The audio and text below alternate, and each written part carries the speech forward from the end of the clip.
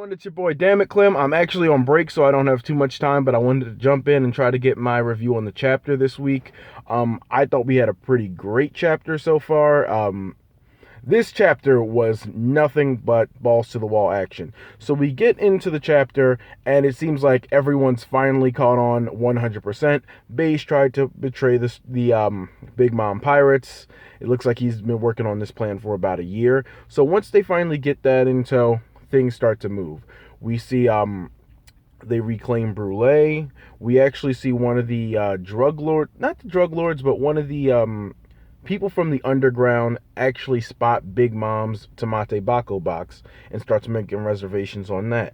Meanwhile, Straw Hats are getting attacked. So we see Nami getting taken on by Smoothie. Carrot, I believe, was attacked by Daifuku. I'm not sure who Chopper was attacked by, but it's safe to say none of them were doing too well. I know a lot of people were saying, oh, this is the arc that Nami finally comes into her own and fends for herself. No, not at all. Not at all. But the cool thing about this is we finally get to see Sanji get the one up on the Germa. Like, he's standing on the table, doesn't say a word, he just points his thumb out and gives them that subliminal, get your ass in gear, start moving. And they do. We get a cool kind of Power Ranger, Sailor Moon combo-esque transformation into their raid suits, including a really cool title picture of Germa 66 in their pose. Funny thing is, we get clarification on all their abilities for the most part.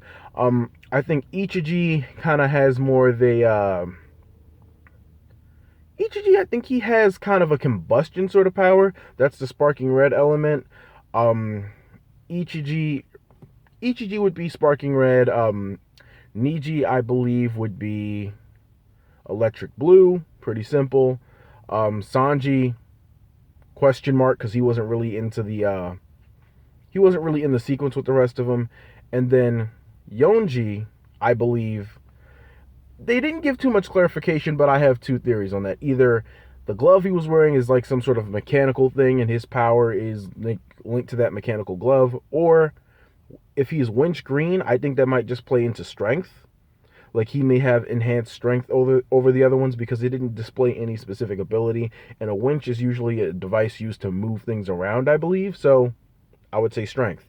And then we get to see Reiju enact poison, and the cool thing about that is, I think Reiju enacting her poison can actually be done through physical combat, because we don't see her spit anything or anything like that, but we see her go one-on-one with Smoothie, and then later Smoothie actually shows a little clarification on her power because she wrings herself out of clearing herself from the poison.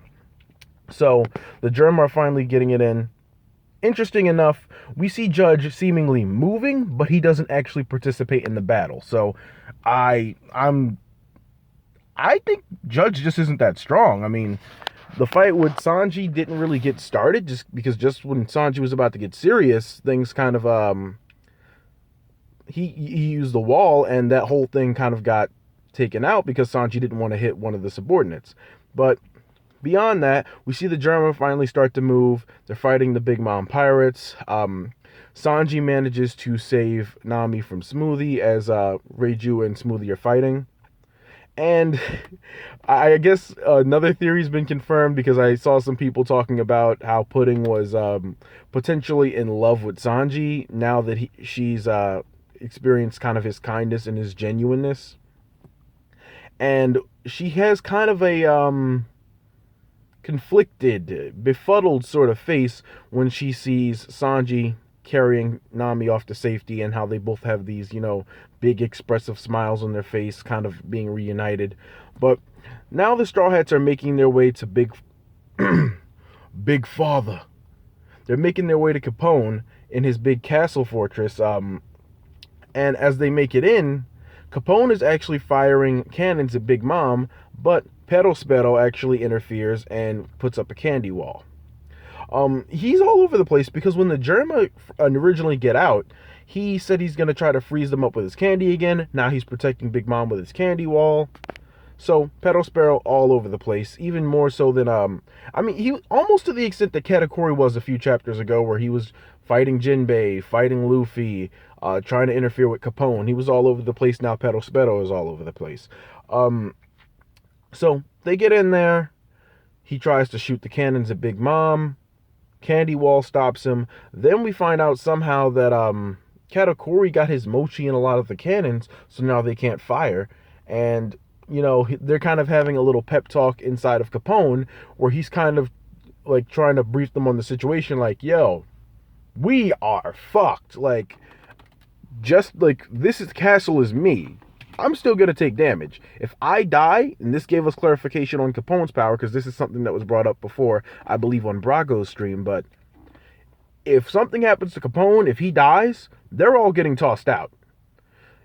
So I guess the same thing would apply if his devil fruit gets nullified.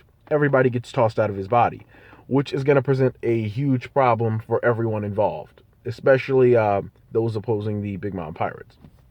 So everybody gets tossed out in theory. Then finally, as they're trying to talk strategy or whatever, Big Mom is finally out of her daze, and she is fully aware that Capone tried to betray her, or at least seemingly aware that Capone tried to betray her. And I did forget to mention, at some point, the guy with the tamati Bako box that was making off with it, I think he tried to tie the box up so that it wouldn't open, but something hit him, or I believe Big Mom might have hit him, and the case went flying. So it looks like it went flying to somewhat of a remote area. So my theory on that is either going to be that it A, fell to the bottom of the wall, and it's going to create some sort of big explosion at the bottom of the area where they're all at, which is going to cause a slant and everyone's going to fall off. That'll be first. Second theory is if it got hit any further than that, someone's ship is probably destroyed. That's the best scenario I can come up with, because it doesn't seem like it's in that same area. So this might be somewhat of a problem.